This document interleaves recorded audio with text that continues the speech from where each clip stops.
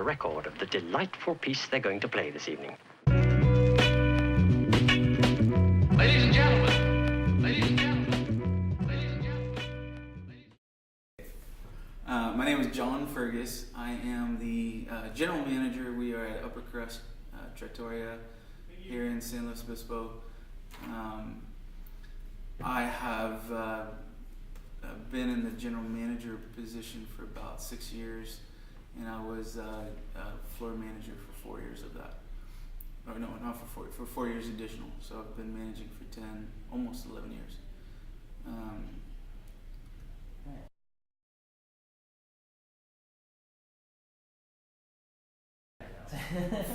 Family owned, which in a localized restaurant, so not a corporate and not a tourist location. Although we get our fair share of all of that, but it's been one owner for 28 years almost, and he was in one location for 10 years and then moved to this location for the last 18 years. So,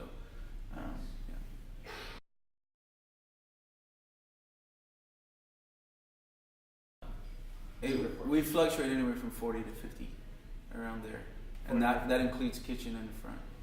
Yeah, I've got a couple management employees below me, maybe 3, banquet manager, bar manager, floor manager, and then we've got a kitchen, kind of a kitchen manager / head cook, chef, etc.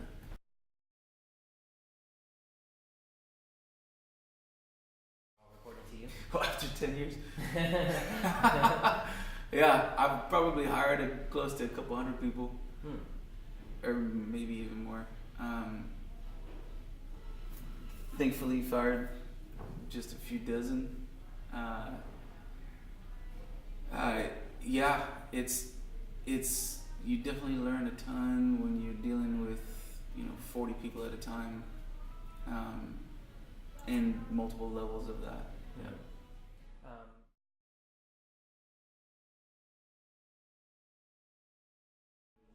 What are you looking for immediately?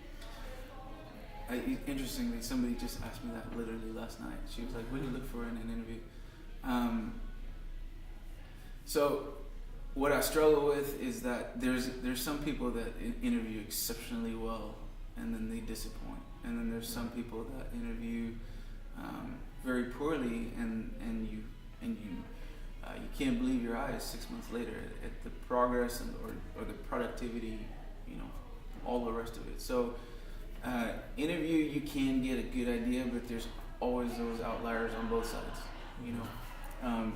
When somebody drops off their resume, I like to have a quick word with them just to get an initial reading, and then I'm literally interviewing them from the moment they walk in the door, appearance, how they're carrying themselves, and I usually kind of made up my mind about what I feel about the person within the first 5 minutes or less. That doesn't necessarily mean I will or won't hire them, because the decision process encompasses so much more than that. Availability, how needy we are at the time, what position they're looking for, all those kinds of things. But as far as the actual candidate themselves, it's something that I feel like I have a pretty good pulse on right away.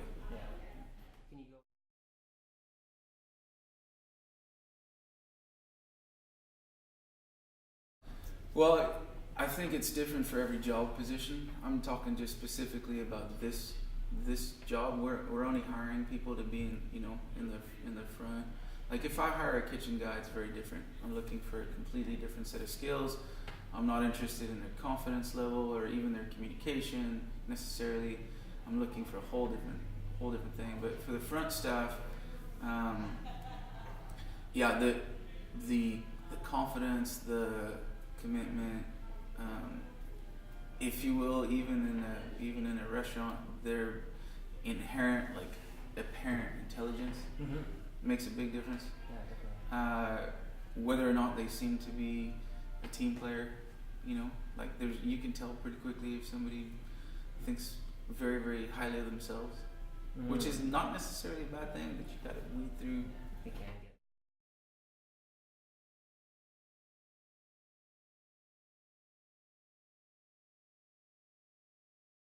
Yeah, it's been so long, but I think I've built from the bottom up. I actually bussed here.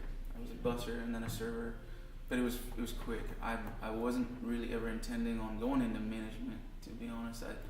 I had graduated from Cal Poly, and I have an engineering degree, and I was, you know, basically waiting for my wife to be done with school, and working here as a server was more just buying time. One thing led to another. I don't have any regrets. I'll never look back, but yeah, I moved into management. Was thinking that too was just going to be an interim thing, and never looked back. Loved it ever since.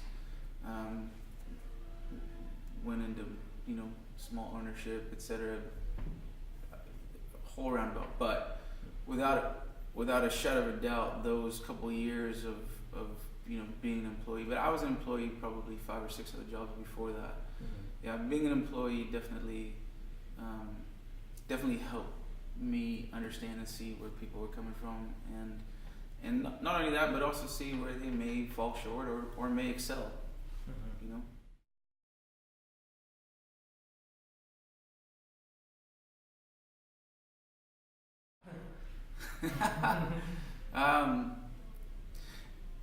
The funny thing is that I think that maybe this is just here, and maybe it's just restaurants, but we very rarely have issues with employees based on their productivity or their work ethic. Extremely rare that they've done something, you know, malicious or you know, illegal. It happens. It's happened a few times since I've been here. We've fired a couple people for stealing, et cetera, et cetera. But the vast majority of the issues that we have here are about being congruous with the team, fitting in, attitude stuff. That's by far, I'd say 80% of the issues that we have to do with somebody that just is just not willing or not able to connect with the constant movement that we're dealing with.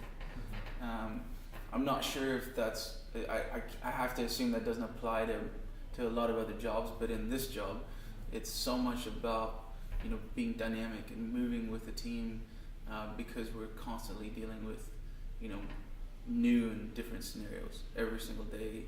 The weather has changed. The customers are always different. The staffing is always changing. So it's usually somebody that just can't keep up with the flow. And an easier way to say that is an attitude problem. And not necessarily they've got bad attitude. It's just doesn't fit. Their personality, their attitude doesn't fit with what we're dealing with. Yeah, and I'll try as hard as I can to get them in that, but I get to a point where, you know, like, okay, that's just not working. It's just not a good fit.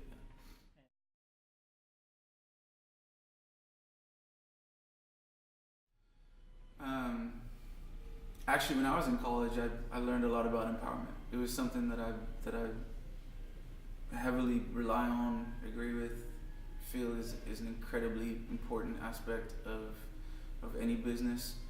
I immediately, with every single person, I immediately try to empower them and look for their strengths and capitalize on those. You know, so some people are shy, but they've got a strength here. I'll give them tasks, or, you know, ask them to do things that's outside of their required, you know, and not test them, but just allow them to feel like they're a part of it, you know, and a lot of times watch them flourish into like a confident person that they didn't even necessarily know that they had inside themselves. So empowerment, I think, for me is the biggest motivator. I'm never using fear as a tactic. Always respect. Like, you know, everybody here enjoys being here. You know, we all work as a team. We love each other. We require respect, and we give respect. So people respond. In my experience, people respond really well to that. Yeah. And now the moment we've been waiting for is here.